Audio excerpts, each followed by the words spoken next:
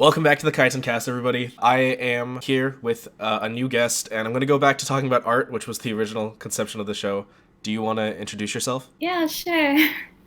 Hi everyone. My name is Victoria. I go by Vadooodles online. I am a digital artist, self-taught. I started only probably 2 or maybe a year and a half ago, but I've been drawing all my life. Okay, I was about to say, I was like, whoa, you're really good if you only started like a year ago.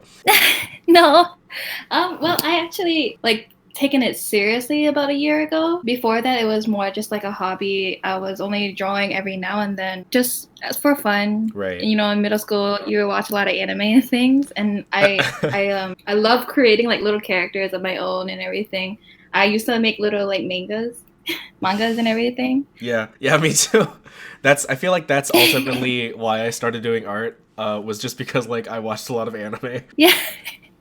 Yeah, I mean, you just always want to draw your favorite characters and everything. And for like some of my favorite animes, I would create characters that would go with those animes and like create spin-offs, which sounds super nerdy, but that's just how like I had fun because I was a pretty quiet child, I guess, and I would be very shy talking to people, and my way of making friends was always drawing with them or something. Yeah, me too. I will say, as embarrassed as you might be saying that, I don't think I've ever actually acknowledged this. So the first time I ever made online friends was because I made a fan comic that was a continuation of Naruto, where Oh god.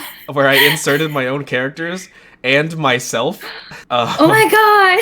But so my self insert was named CJ Uchiha, and he was just a drawing of Sasuke wearing red. Oh, oh my god. I have to see that. I'll see if I can. I actually don't even know. It might still be on DeviantArt somewhere, but there reached a point where I tried to delete all traces of that, and I threw away because it was really bad. Because I was like 11, and it was just like a lot of it was on lined paper. um, Yeah.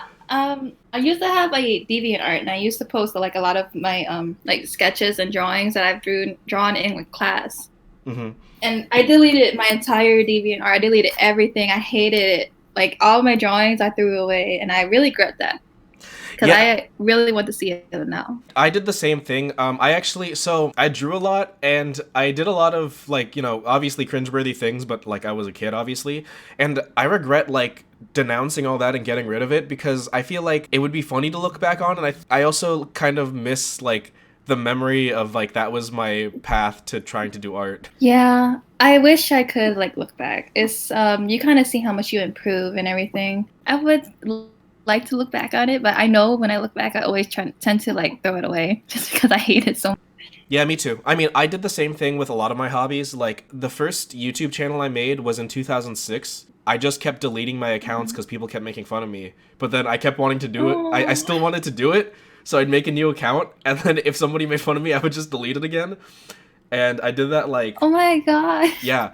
I was a very insecure child, but I wanted to be creative, and which is a very difficult combination because if you're trying to be creative, not everyone's going to understand you. I learned that too recently Recently? because I used to tend to really, I guess, compare a lot of my things and look at like certain things and see like, oh no, actually this could use some work. This is not as great as this person. This is not as great as I could.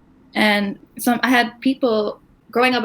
Didn't really have many people who would tell me anything about my art. But I'm in I guess a club in New Orleans where it's like art society, and they do a lot of critiques.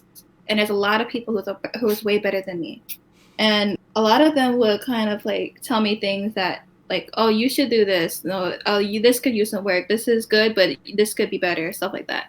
And that was like kind of my first time really hearing something, which sounds very, very kind of, I guess, conceited, but I never heard anything people critique my work before. And that kind of had me feeling that constantly compare myself because I felt like I was like the least talented of the group. Hmm. And I felt like that for a while, but then I learned that it was like whatever, that they were just helping me. Yeah, I mean that's it's really hard because it's hard to not compare yourself to others, especially because art is like, especially if you're going to school for it or something, art is a really competitive field, and it's just so hard to not look at someone else's work and feel like you could never like reach that level. And because I've had those times too where I'm just like, Yeah. why do I even try or something like this. Yeah, because for me, in the small circles that I was in when I was young, I always thought I was good at drawing because I was the only Hmm. person at school who like would draw. And I never got into any art classes because they'd always fill up. And so the first art class I got into was in college, and I felt like everybody was way, way better than me. Like I didn't even feel like I deserved to even be in that room. And when I Hmm. actually got like actual constructive feedback and started understanding the way I was drawing was just like I never learned fundamentals because I never took any classes. I was basically just doodling my whole life. I didn't even understand like guidelines or anything, and I was already like 20. And I got really down about that. And I like low key quit art for like almost a year, maybe more than that actually. But what I will say is that something that I have really liked once I started putting my art on Twitter, I haven't been doing this for a long time, but I really like how supportive other artists online have been. Yeah. Ever since I started, I've received nothing but support. There was a few times where like I would fall back. I'm sorry if I sound like I want to cry. I'm just nervous. Oh, no, no But worries. Yeah, it's okay. yeah, I'm not about to cry. It just my voice gets shaky when I'm nervous. Okay. Yeah, I would fall back a couple of times where I thought, this is maybe not good enough. This is not where I, or like I would think, is this really what I want to do? Because before art, I was in school for nursing, and I always thought like I have to live a stable life. I have to be able to make money for my family. My parents are not really that well off, and they work hard, and they tell me all the time like, no, you need to have a stable life. You need to go into this field. You need to make this amount of money. You need to marry this. And so my whole life I grew up like that, thinking, okay, art's just a hobby. Hmm. But I really wanted to become an artist. And growing up, you just think like that's just how life is.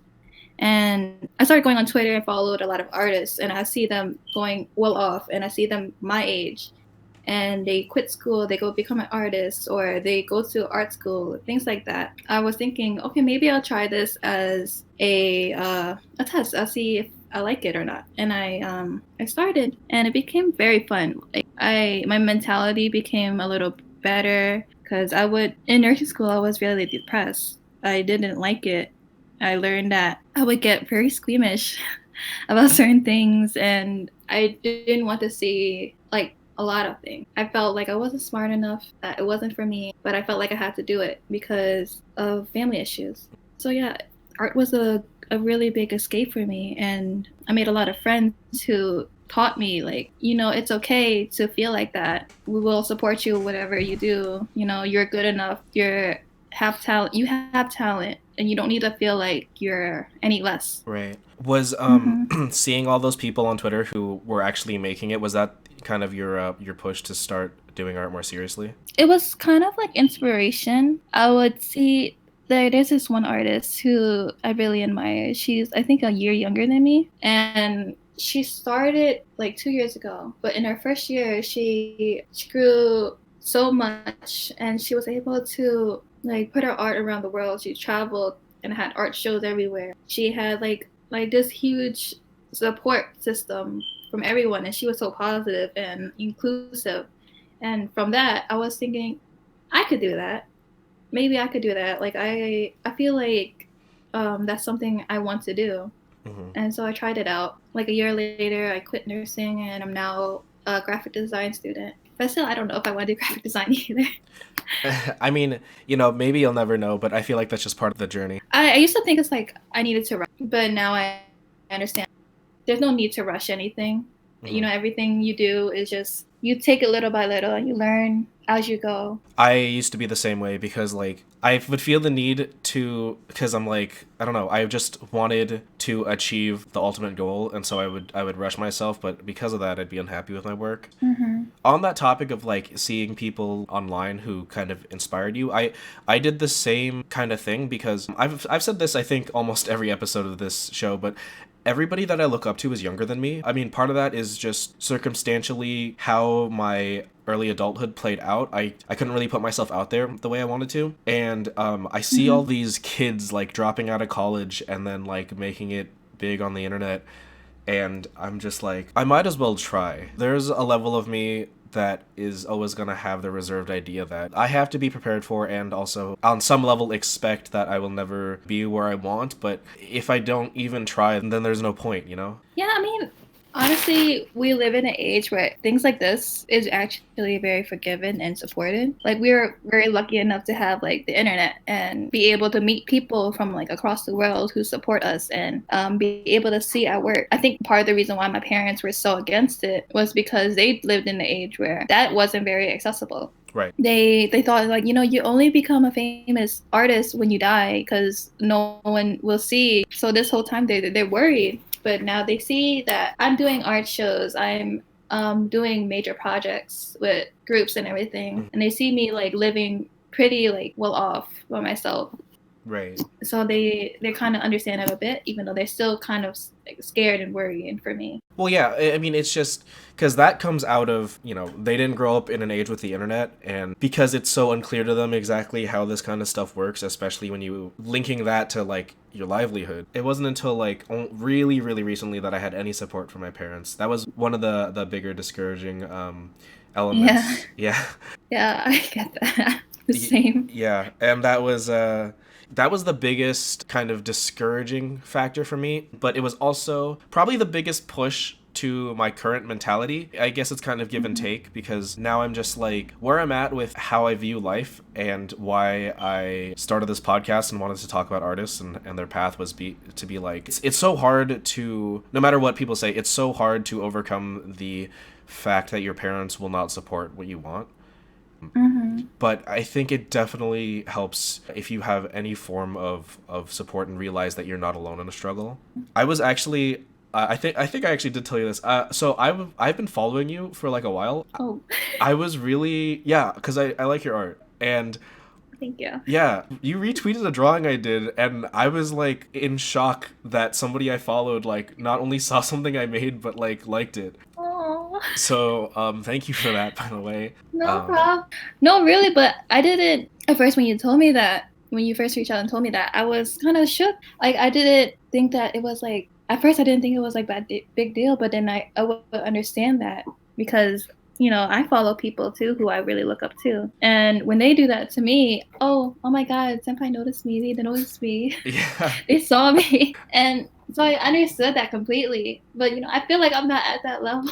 I mean, but you know, that's your art is very. I love your art too. Like it's. Oh, thank you. It's so good. Like I could see it something like on Cartoon Network or something. Thank you. Yeah. So you know? thank you. That's my first push into the art world was how obsessed I was with cartoons when I was young. So my dream as a kid was to be an animator, which is why I kind of adapted the art style that I have. When I got that notification and I went to that tweet, it made me realize that I spelled Mulan's name wrong, and now I'm mad at myself. I noticed that too, but I just like I just brushed it over. I was like, okay. How did you find me, by the way? Out of curiosity. I'm not really sure. Like I think you probably retweeted something or like something, and I like to look at a lot of my like the followers' art and everything who because I like to like support them too. Right. And I came across your Twitter one day, and then I was just looking through your art, and I was like, oh, this is pretty cool. And I was pretty excited about like all the Mulan drawings that were going around too. Yes. I thought she was so cool looking. Yeah, me so too. She had the best outfit. I just retweeted it. I know. I love her. I really wanted to draw her too, but I just never did. I never got around to it. Let's see. I have two questions that are gonna go in very different directions, and I'm wondering which one I should go with. I'll do this one first. Do you want to talk about your work with Good Girl Company and how that went down? Oh, okay.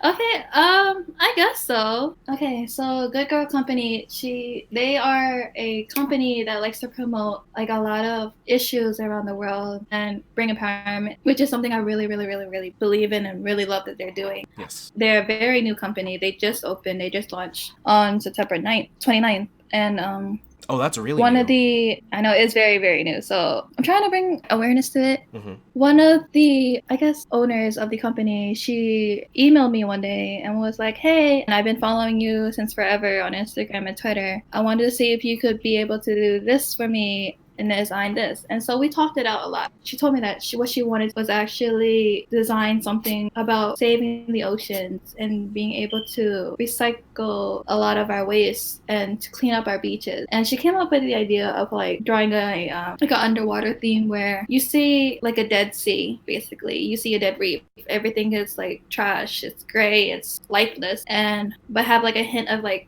mysteriousness with like a mermaid or something. At first, I was drawing that, but it turned into a little bit more dreamy looking, and I added like kind of a hint of deadness, I guess, by adding like trash everywhere.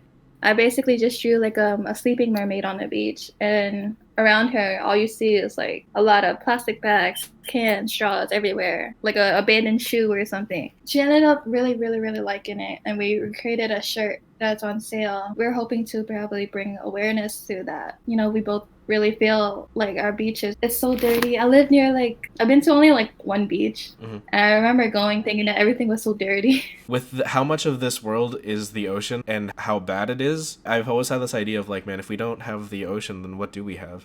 I've recently seen something the other day. Someone posted on like their Instagram story or something, and they were talking about how people are saying that we only have like a few decades left before Yes. like our oceans are completely gone, and the human life is going to be like depleted, and we have way too many people to not be able to do something about this. Think of like, will my kids be able to see this in the future? Like, they probably will be able to. Not how I see it or how my parents saw it. And I want them to see the best that it could be. I heard that too, that we're reaching a point, it's only like a few decades where the damage we've done to the earth is going to be irreversible. And now that I have a nephew who's like 2 years old, I've like been thinking about that a lot too. Was that the owner of the company's idea or your idea to do the kind of pollution statement? Well, it was kind of hers. She for sure knew that she wanted to convey that kind of image, and we ended up just sketching out a bunch of sketches. I drew like a few that were kind of not too great. Okay. I drew one where it was like a tiny mermaid, and there was like she was surrounded by like huge, like massive size waste everywhere. Like there was like a giant water bottle that she was in. Like she's basically like a little tiny shrimp or something, and she's in the ocean, and it's like giant cans, giant water bottles everywhere, like plastic bags everywhere. Like she was going to be trapped in like this world of trash, basically kind of like saying like, oh, this is how the world's going to be in the future. And she liked it, but it was kind of like the details were so small, you wouldn't really see it that well either. So that's why we didn't go with that one. Was that a digital drawing? Yeah, that was a digital drawing. I drew it on paper first because I just find it easier for me to sketch on paper, especially if it's like a lot of details like that. And I drew that on my laptop. I only drew it within like one night because I was missing a deadline. And I was also working on a lot of commissions at the time. So I was like panicking because she was going to release it like a little sooner, but she pushed it back because of other issues. But I felt like it was because of me. So I was rushing. Honestly, working on art on a deadline is so stressful. I've been in that situation a lot, and I'm like, man, I need to push through because if I want to do this as a job, I need to know how to make deadlines. Yes, deadlines are so stressful, especially if you're like me who tend to just pile on all the work without realizing it's too much for you. Yes. And then you just end up with this massive pile on your desk, and you're stressed out, and you just sit there stressed out, not really knowing what to start on. I overwhelm myself too much, but I need to stop that. But deadlines, they stress me out, but they also help me because they make me push myself to get this done. Yes. And I really like that. I like that part of it too, but I also pile on too much for myself. Right now, I'm doing Inktober. It's a habit. And it's... I was going to do that, but I didn't. I mean, you have a lot going on right now. So every year I do Inktober, and this is the first year where I actually kind of like what I'm doing, because basically, because of the time limit, I almost always quit. Like, over half of the years I've done it, I quit. Or I do every day, and I rush myself so much that I don't like any of the drawings. So this year I'm going really, really simplistic. I think I'm finally learning how to kind of meet the midway of meeting a deadline, like it or not. Because I think they're pretty okay. I mean, there's also a part of me that's like, wow, my feed is now flooded with all these things that people might not understand isn't my normal art style, but I don't know. I think it's still a good exercise anyways. I've seen your art on the Inktober art. Oh, you have? While I was on Twitter. Yes, I've seen it. And I really, really like it, actually. Oh, thank you. And I'm looking at it right now, actually. Oh. I really like the bait one because it's so funny to me. Because I wouldn't fall for that, but that's something that, you know, I'd probably like. Because it's the boba. Yeah. The boba under the box. And it's like a trap. I like that. It's cute. Thank you. And I really like the mindless one, too. That is my favorite one. It is. It looks like you put like the most work into this one. It is. I stayed up so late doing that, and that was actually the reason why the rest are so simple, because I was like, I can't spend this much time on all of them. It's really good. I mean, all of them, even though they are so simple, you know, you could tell like a lot of them have work. Because the Lego one, the build one, yes, I can't do all them circles. I'll die.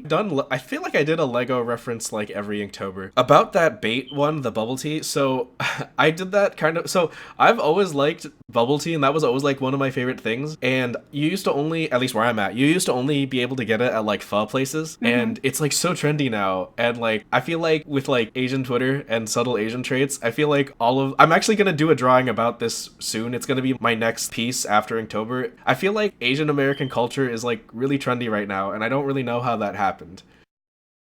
You know, in middle school, I had a teacher who was saying, you know, Asians are going to rule the world one day. She was saying that we're going to have an Asian president. We have an Asian candidate right now. She was like saying in the next couple years, we're going to have Asian everything around the world.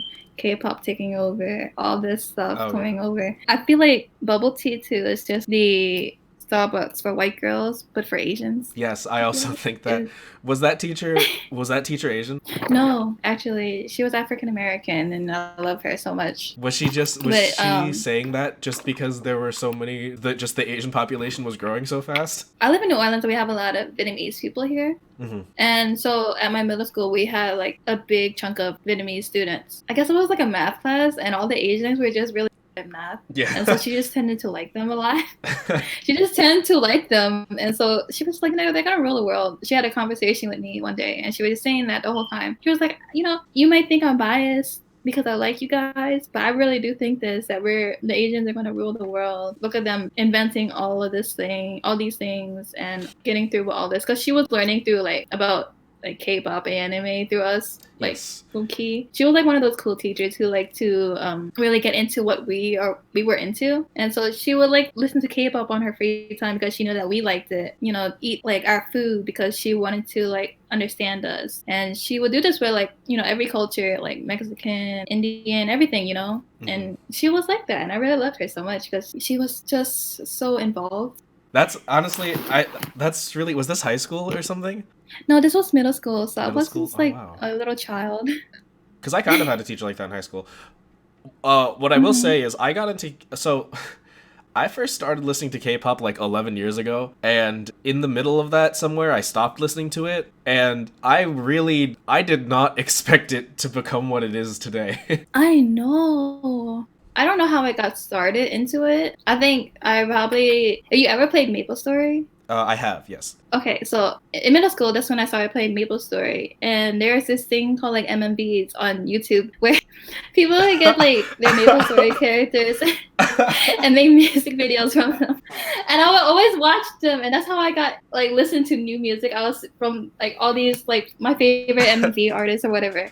And that's how I like got into K-pop, I guess, because people would do it with like wedding dress and I Need a Girl and everything. And I think this is when Big Bang was like popping off. Through that, I grew to like really like the culture, but it was more just like music to me. In high school is when I started really getting into it. I started learning a different groups, and like I even tried to learn some of the dances every now and then. It was like a cool thing to do in my high school, I guess, because my high school was also very Asian. If there's any validation to what your teacher said about Asians taking over the world, I think K-pop is the biggest indicator. BTS spoke at the United Nations. Yeah, I've seen that, and I watched it. It was so powerful. Like I was so proud that they were getting so much recognition. You know, and their message was, I know, like their past couple albums, it had such an amazing meaning to it. Yeah.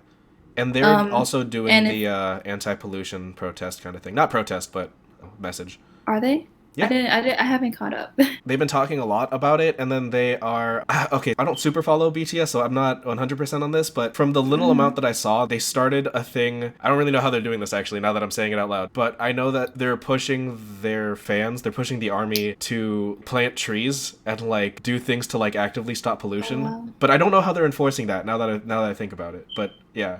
Last time I heard of them, I heard that they were taking hiatus, and so I just assumed they were on vacation. I guess they were back, but I haven't seen that because I don't know. I don't follow K-pop that well either now because I'm always working. It's just I'm too busy right now. But well, I'm really happy they're doing that. They're using their platform to do a great cause, and I know like their fans are like super dedicated. So Yeah, they have the most dedicated fans like in the world. They're truly an army. Yeah, I was about to say they're just formally known as the army. One last thing I'll say before I get back into my questions revolving around art is you talking about they're called MMVs, right? The MapleStory ones? Oh, yeah. Okay, so the way I learned about so much music was through Naruto AMVs. What was it? There's one song, I hate that this is true. I think it's Bohemian Rhapsody I learned from a Naruto AMV. Oh my god, are you serious? Yeah. You're lying. No, I'm not. And that's probably one of my least favorite things about me. I wasn't exposed to a lot of music that happened before my birth when I was growing up, so I had to find it through other means. Did you not know what like a radio was? I don't know. That's so funny, actually. Do you have any advice to give like aspiring artists or people who might be struggling with like maybe they don't think they can do this? Because I was in that phase for like 10 years. Mm-hmm. Honestly, I'm still trying to figure out myself. Mm-hmm. Sometimes I have this kind of doubt on myself, but what has been keeping me going was seeing my own work and being happy with it. In the beginning it was like that, but then as I kind of grew a little bit of a following, I don't have that much, but just the little bit I had, I started to draw more for the people who see it instead of just myself. I felt like everything that I did has to please everyone that sees it. It has to go with the trends. It has to do that. It has to be this. It has to be that. I lost track of what was fun. I tend to draw only for like commissions, and I never drew anything personal. And that made me really lose track of why I was drawing for a while. And I sometimes like that still. I learned that you don't have to please everyone with what you're doing. It's just a matter of, do you like this? Are you having fun doing this? It doesn't matter if you're going to be well off in the future. Don't think about like how this will turn out and if anyone sees this, because as long as you like what you're doing, it's going to be all right. You have to live your life the best way that you possibly can. And if you half-ass it, you're never going to have this true satisfaction at the end. You might doubt yourself later on. You might be like, oh, why did I do that? Why didn't I try harder? I have this doubt because back in high school, I thought about becoming like an artist, but I went for nursing, and I really regret that I did that because I wasted a lot of my time in nursing school and becoming very depressed when I could have been following my dreams and being happy. Just do everything to your best ability and do things with no regrets. Especially if you're trying to make it big and you follow trends and try to make art for other people, it's really detrimental, because I've also been in that situation where I'm like, I want more eyeballs on my art. I want more people to see me. I had people try to talk about algorithms to me, and there were people who actually wanted me to succeed, but they weren't artists and they weren't part of that world. And then there were other people who did not want to put themselves out there and just wanted to use me as clout, but they wanted me to become famous faster, which in one regard is kind of a compliment because they thought that I could get there, but also screw those people. I remember making that realization myself, and also why I strongly disagree with people who tell me what I need to do in order to get more views or whatever. There was one day, I don't even know why, somebody I was hanging out with suggested that while we were hanging out, we should just draw on like this giant sketchbook that he had. It was just like gonna be dumb, like it wasn't gonna be anything serious. I started just drawing things that I wanted to, which I hadn't done for like years at that point, and it suddenly clicked that I was like, I feel like I probably lost track of why I even wanted to do this. I feel like that's probably like a really big creative struggle. Like even with one of my previous YouTube channels, I don't like most things I put online if I'm just being honest, but there was one instance Mm-hmm. where I had somebody tell me what I needed to do, and they were phrasing it like they were helping me. They were talking about the algorithm. They were sending me videos about like how to grow an audience, and eventually I felt like a mindless zombie, and I didn't like anything I was making. And then the person who was telling me to change all these things stopped watching my stuff because they didn't Mm-hmm. like it anymore. And I feel like that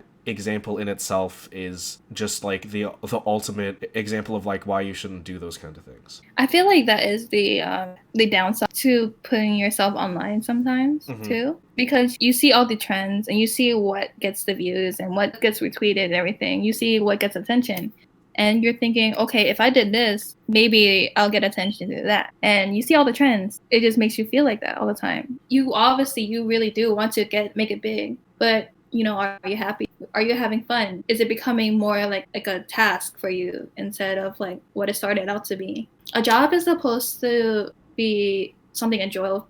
It doesn't have to be enjoyable for you, but for me, I feel like it has to be enjoyable, because if I don't enjoy it, I'm not going to no more, and I'm going to be drained. And art was becoming more of like just something I had to do, like something, a task for me, like a chore. It was becoming a chore, more of a job for me, and I was hating it.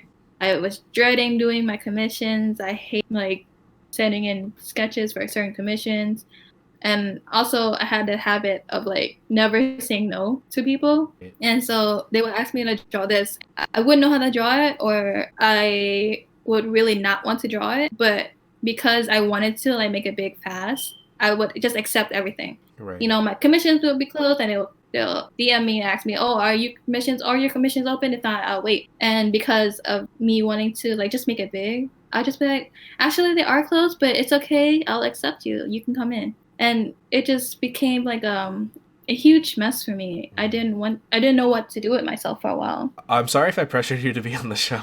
No, it's okay. I wasn't pressured. I was really excited. I'm sorry if it seems like that. What did you do to kind of bring your mentality back to actually enjoying making art and getting yourself back to like why you wanted to make art? I took a break from my commissions, and a lot of my commissioners were really angry with me, but a lot of them understood that I was hitting this rut of not knowing what I was doing. This is right when I quit nursing. I was going through like this phase where I was scared, like, okay, I don't know what to do. I want to do art, but is this right? I took a break. I would sometimes go to the park near my house. I'll just draw everything I saw. I do that, and then I also started sketching things on my own, and I did my own little projects. I'm fortunate enough to like meet with a lot of like professional artists in my city and work with them, and they gave me like a lot of pointers and advice on what to do. There is an artist in my city named A.O. Scott, and he helped me have my first art show. It was very poo, but it's what it brought me to the realization that it's not going to go how I imagined, but it's the experience, and are you having fun doing it? And I did have fun doing it, even though it was like the best art show in the world. Right. And what I imagined like this professional, fancy, everyone's dressed up in like cocktail dresses, Yeah. at a museum looking at art. But it was completely the opposite. Everyone was dressed in like casual clothes, jeans, like t-shirts and stuff. It was like in this little small building, and everyone was like having poetry sessions and just like dancing, and it was so hectic. And I was just like, what? But I had fun. A lot of people came up to me, asked me about a lot of things, and I realized, okay, so this is how it is. I met with another artist named B Mike, who's done a lot of murals throughout my city and like New York and Atlanta, places and stuff like that. He's amazing. He was what I imagined too. Like, he's a very urban artist. He taught me that work is work, but also, if you don't enjoy it, what's the point of it? I worked on a mural with him. It was like a bunch of students. We're called YAM, but we work with artists to create murals and pieces and everything. one of the murals we did with him, we did it in the summer. It was very hectic at first because it's hard to like combine everyone's style, you know, Yeah. with so many students. So it was like 13 kids and then 2 main artists. B Mike was handling all the work, like the professional things, and he gave me like a hint of like what was going on. But then as we're working, he's having like rap sessions, freestyles. He's like, I can't work without like music, and he's blasting music in the middle of the street and like without a care in the world. And he's like having fun. You could tell that he's drawing while dancing and everything. And I'm like, this is how it's supposed to be. This is how I want to be. Is instead of like just slaving myself over a desk, you know, doing my commissions every day. It's work, but it's better if you have fun with it. When I was growing up, like I remember learning in school and telling my parents, because, you know, obviously I fought with my parents about this a lot, because they wanted me to be a lawyer, like basically no matter what. The logic was my dad said that my grandpa wanted him to be a lawyer and he didn't, and he regrets that. And he said because of that I had to be a lawyer no matter what. Oh. And I remember telling them that I wanted a job that I enjoyed so that I wasn't miserable, and that did not make any sense to them. I think they've opened up the idea to that being possible, but that was a big struggle I had with that. I also had I went to my friend's first art show, I think last year at her college, and I had kind of a similar experience because it was like it was at a college, so it wasn't anything big, but her like section was just like in the corner of a hallway that was like leading to like something else. I mean, it was still like she sold a lot of stuff and she got a lot of people like looking at her stuff and made a lot of connections, but I was like, this isn't how I imagined art shows being. There's just you see it in like movies, so you just imagine that. Yeah, I was like, there's just bodies everywhere and I'm just in a hallway. You know, funny story. If you ever heard of the show like Claws on TNT, I think it's on TNT. I'm not sure. Claws? I have not. They have, yeah. Okay, so it's do you know Karuchi? Karuchi, No. or whatever. I don't know her name. Okay, so she dated Chris Brown one time. Okay. Okay. And she's in that show. Okay. And so they film a lot of things in New Orleans, and I'm on this like I guess my casting call, which is like they just like hire random people to be like extra. And my friends got me to extra like to do that, and I forgot I was on there. And they sent me an email one day. It was like, hey, you want to be this? I was like, okay. Basically, we were actually be like patrons in a museum, an art show museum. And so I was in there like with my little glass of fake wine, and I was like, this is an art show. And that's how I guess that's where I got my image from. I was actually in like a fancy museum for an art show. I mean, yeah, that would do it. And then having my own art show, that kind of just ruined it. But I was upset for like one little second. I'm gonna show you that clip too. I'm gonna send it to you later. I know, I'm trying to look it up right now. I can hear you. Sorry. I'm gonna send it to you later. Is this show about nails? Yes, it's so funny. Like, okay, I didn't really watch it. I only watched my episode. Right. But I'm in there for like once. And you just see me run. Because I can't spoil it. I don't know. But it was like last year. But basically, the scene that I'm in, they're in an art show, and then like some gangsters come and they're shooting up what the place. Okay. And so I'm just. I know it sounds so weird, but I was just the extra in that. And I'm holding my glass of wine. I'm like in a little group, and they start shooting, and I just run. But you can see me kind of smirking there, so it's like it ruins it because I was not an actor. Right. I was just like, what the fuck? I don't know what I'm doing. Look, that's me.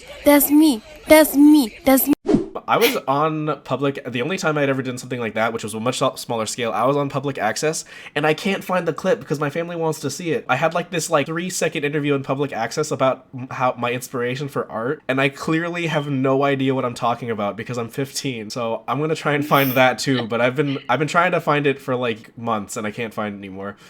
I'm the team's 2D concept artist. During meetings, we'll make it clear what that week or that 2 weeks we need to improve on or what we want to be done before the next meeting. And visually, I need to come up with what the new things in the game need to look like.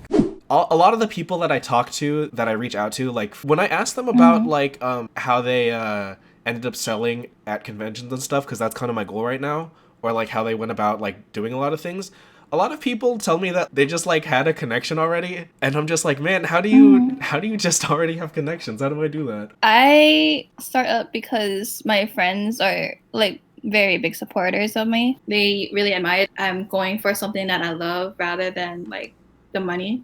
and they like to send me a lot of things that could help me. Like the reason why I got into like the YAM program, which is the young artist movement that I'm in, is because one of my friends, she saw a flyer at school one day and she was just like, "Hey, Victoria, you should actually sign up for this." At first we thought it was just like a small internship that we will only do once and we get paid for it. And I was like, okay, that's the experience. And so I did that.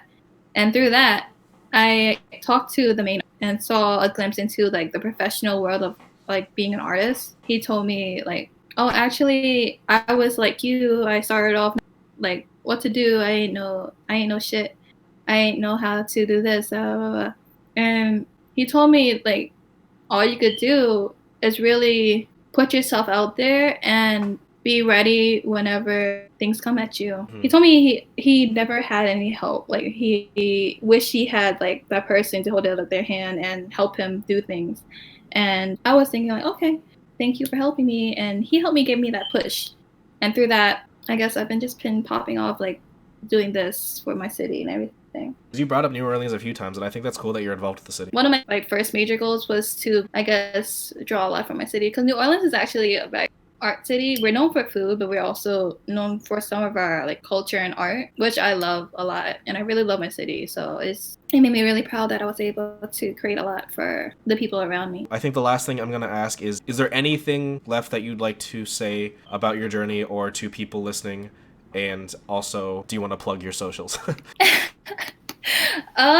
Okay, so I guess about my journey is I still consider myself pretty small, and I really do think I am, that I could make it bigger. I definitely did not think that I would get the attention that I had. I started off with only like 20 followers, and like I was only like drawing for people, my friends, and then they supported me, and I would draw like other people. It's just I still really could consider myself like as a small artist. I just want everyone to know, like, if you think that you want to become like this huge artist and everything, you're going to hit a lot of walls. You're going to doubt yourself, and I just want you to know, like, it's going to be okay. Everyone hits that, no matter if you're like a successful artist, if you're like a starting off artist, it's just a matter of, can you do this? Can you get over it? Do you have the willpower to get through it? And that's my social media. I'm known as Vadooodles online on Twitter and Instagram, but on Instagram with 3 O's. Don't put 2 O's. Trust me, don't put 2 O's. Just put 3 O's. It's VADOOODLES. Okay, that's it. How did you come up with that name real quick? I don't know. I was thinking of noodles. It was just a random thing. I was thinking of like a good name that I could use. I wanted a name that kind of went off my real name and then also had like a little, like a cute ring to it. And so I was like, doodles rhymes with noodles. And then I just put a VA in front of it because Victoria. And so I put Vadooodles, and that's what it became. And I wanted to change it at one point, but it just never happened. I mean, the reason I'm Sushi spelled wrong is because I used to have a different name with sushi in it, but I forgot my login, so then I just spelled sushi wrong.